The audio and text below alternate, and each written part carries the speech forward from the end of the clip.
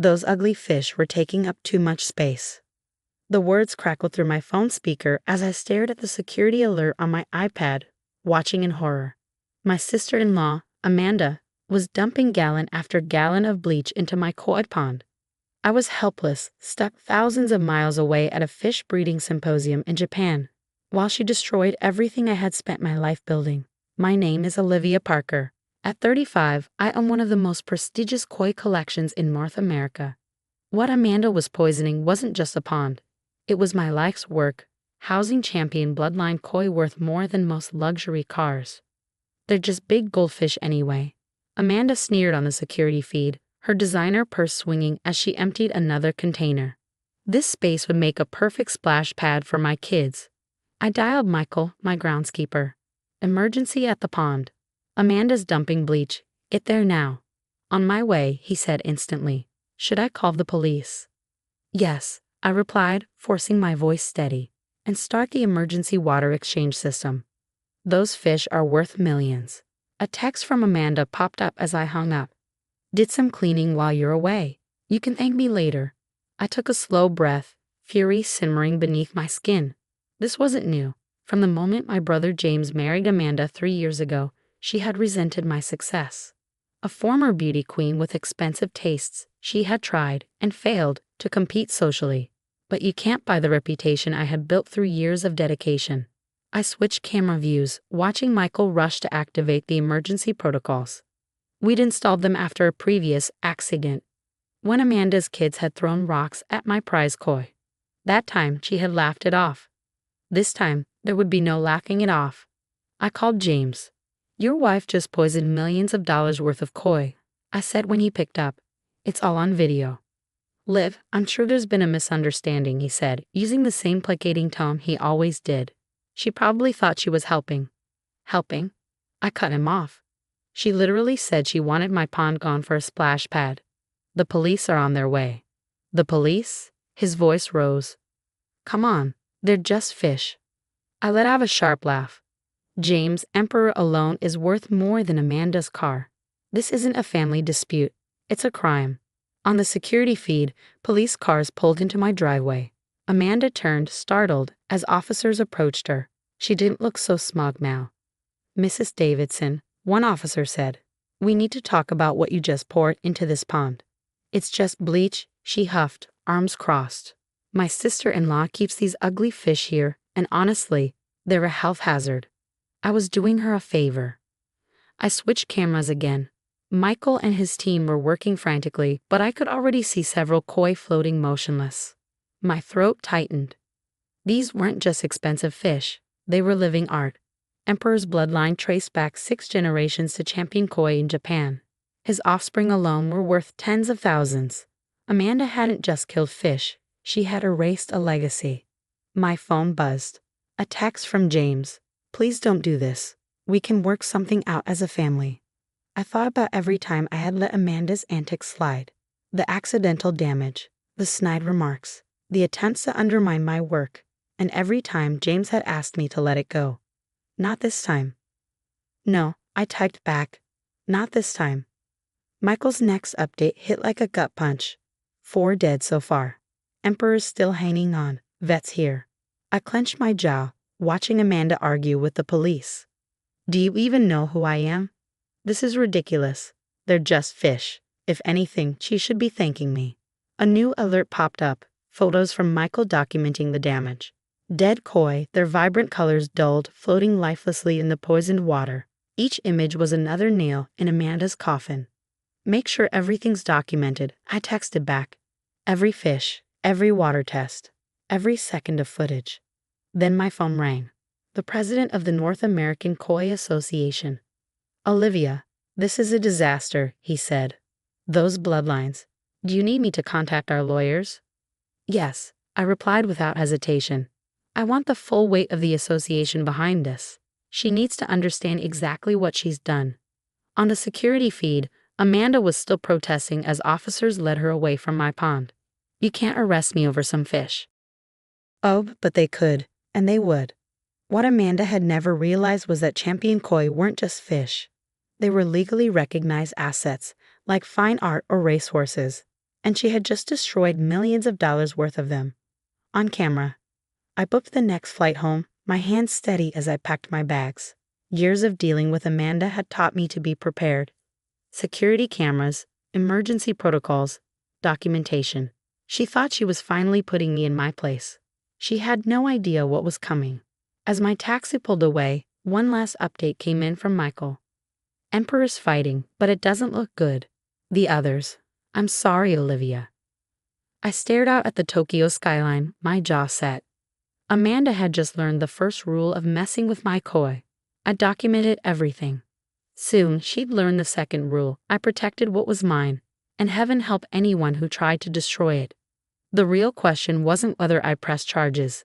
That was already in motion. The real question was whether her trust fund could cover the damages when I was done. Seeing the devastation in person was worse than I'd imagined. Standing at the edge of my pond 2 days later, I watched as the recovery team carefully lifted another lifeless koi from the water, a stunning female worth $175,000.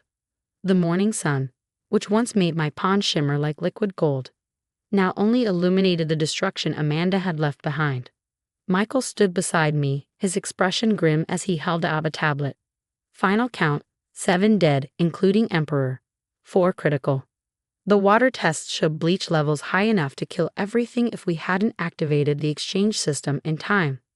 I swallowed hard, my eyes fixed on the pond. Emperor had fought for 36 hours before the toxins won. His platinum and gold scales, once radiant, had dulled to an ashen gray. The vet documented everything, Michael continued. Photos, tissue samples, reports. The association's lawyers have everything they need. A commotion at the front gate shattered the heavy silence. Amanda's voice, shrill and indignant, cut through the air. This is ridiculous. I've already been humiliated with that arrest. You can't ban me from the property. I turned to see her arguing with my security guard, James hovering uselessly behind her. She traded her designer outfit for something more subdued, probably a lawyer's suggestion. But her arrogance remained unchanged. Let them in, I called. I want to hear this. Amanda stormed toward me, her expensive shoes struggling against the gravel. Do you have any idea what you've done? I was detained for hours. My kids are traumatized. I tilted my head. Your kids? The ones you planned to build a splash pad for after destroying my koi. They were taking up space, she snapped. This whole thing is absurd. They were just expensive pets. A new voice cut in. Actually, they were legally recognized assets with documented bloodlines and established market value. Amanda whirled around to see Thomas Chen, the North American Koi Association's chief counsel, striding up the path. I'd been expecting him, but her stunned expression told me she hadn't. Who the hell are you? She demanded. The person explaining just how deep you've buried yourself, Thomas said, opening his briefcase. Mrs. Davidson, you deliberately destroyed living assets valued at approximately $2.8 million. That's not including the damaged filtration system, the contaminated ecosystem, or the loss of future breeding revenue. Amanda blanched. That's ridiculous. They're just fish. Champion bloodline koi, Thomas corrected. Would you feel differently if she were breeding racehorses and you poisoned the stables? This is a family matter, James interjected weakly. Can't we work this out privately? I met his gaze, the same weary look I'd seen 100 times before, his desperate attempt to smooth over Amanda's behavior.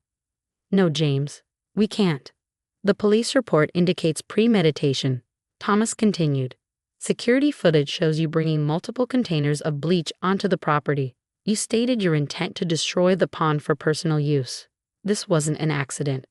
Amanda's forced composure cracked. Fine. I'll apologize. Is that what you want? I'm sorry about your fancy fish. We'll get you new ones. I let out a sharp breath. You think this is about replacing fish? Emperor's bloodline took generations to cultivate. His offspring alone were worth thousands. You didn't just kill koi, you wiped out decades of careful breeding and future potential. The association is filing full criminal charges, Thomas added, and civil damages for the lost value and projected earnings. Amanda turned to James in desperation. Tell them they can't do this. But James wasn't looking at her. His eyes were locked on the pond, on the lifeless koi still being removed. $3 million, he murmured. At minimum, Thomas confirmed, and given the documented history of harassment and previous incidents, punitive damages will also be pursued. Amanda's face twisted with rage. "This is all your fault," she screamed at me. "Always flaunting your stupid fish, acting superior with your breeding programs and magazine features. I just wanted to take you down a peg." I arched a brow. "And now you're facing a felony. How's that working out for you?" She lunged, but the security guard caught her arm. "You think you've won," she spat. "You've ruined everything, my reputation, my standing in the community." I met her furious gaze, my voice calm. "You did that yourself." Thomas adjusted his tie. "Mrs. Davidson, I strongly suggest you stop talking and contact your lawyer. We're filing charges this afternoon." Amanda turned to James, her voice breaking. "You can't let them do this to me. We're family." But James just shook his head, something shifting in his expression. "No, Amanda. You did this." His voice was quiet but firm. "I should have stopped this years ago." As security escorted her out, Amanda's final shriek echoed across the garden. They were just fish. I turned back to the pond, where the recovery team continued their careful work. They weren't just fish. They were my passion, my life's work, my legacy. And Amanda was about to learn exactly how expensive it was to mess with that. Thomas lingered, flipping through paperwork with Michael. "The insurance assessor is coming, but with the security footage and your documentation, this case is solid. Given the damages, we're looking at grand theft and felony destruction of property. The civil suit will follow." I nodded. "And if she tries to settle?" "That's up to you," Thomas said, "but I'd say make it public. People like her count on silence." Later that evening, I sat by the pond where Emperor had once swum, the water rippling softly in the dimming light. His golden scales had always caught the sunset just right, sending waves of color dancing across the surface. Now the pond felt emptier, quieter. My phone buzzed. A message from James. "I'm sorry. I should have stopped this years ago. Moving out tonight. Meeting with a lawyer about separation tomorrow." At least something good had come from this mess. Another message followed, this one from the association's breeding program. "Heard about Emperor. We still have viable samples from his last breeding season in storage. When you're ready to rebuild." A small smile tugged at my lips. Amanda had tried to destroy something irreplaceable. But she hadn't won.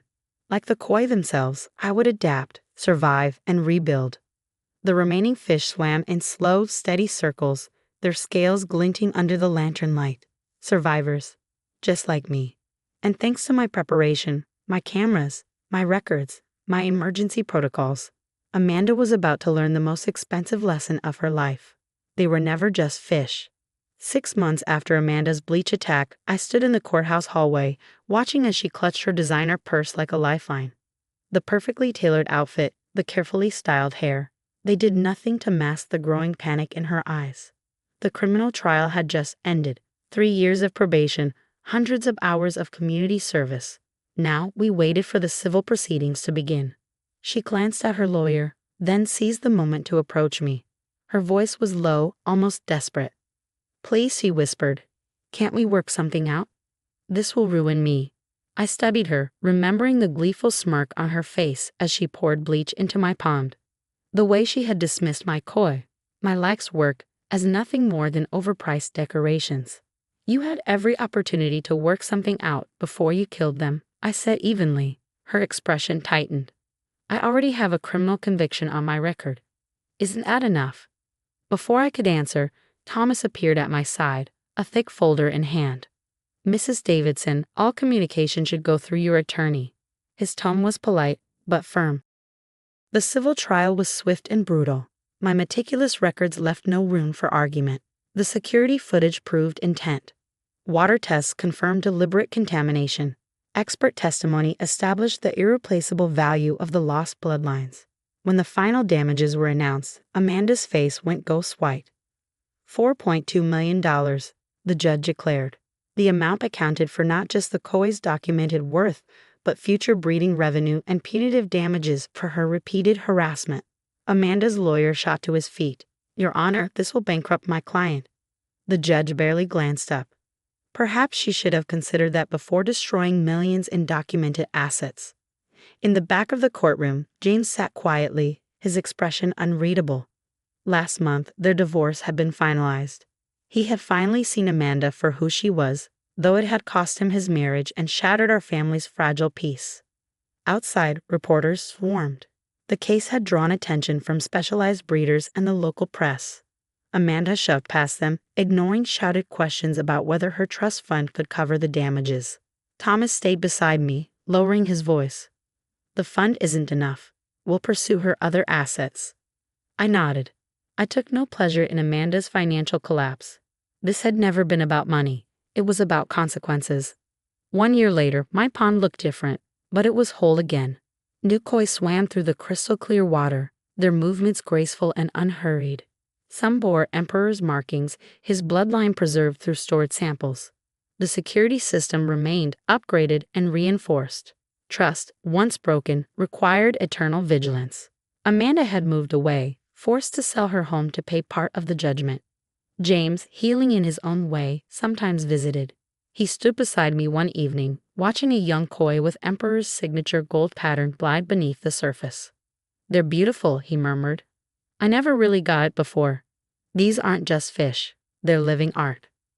I smiled, watching the koi weave through the water. Some things have to be destroyed before people understand their true value. My phone buzzed. A message from the Koi Association. Emperor's last offspring just won grand champion at an international show. His legacy lived on. As I stood by the pond, the setting sun casting rippling gold across the water, I felt an undeniable sense of peace. Amanda had set out to punish me, to tear down what I had built. But in the end, all she had done was reveal the truth for everyone to see. Her pettiness, my resilience, and the undeniable lesson that some things, like beauty, like justice, are worth protecting. The koi continued their slow, hypnotic dance, unbothered by the human chaos they had inadvertently exposed. In their silent elegance, they had taught us all a lesson about the true cost of spite and the power of survival.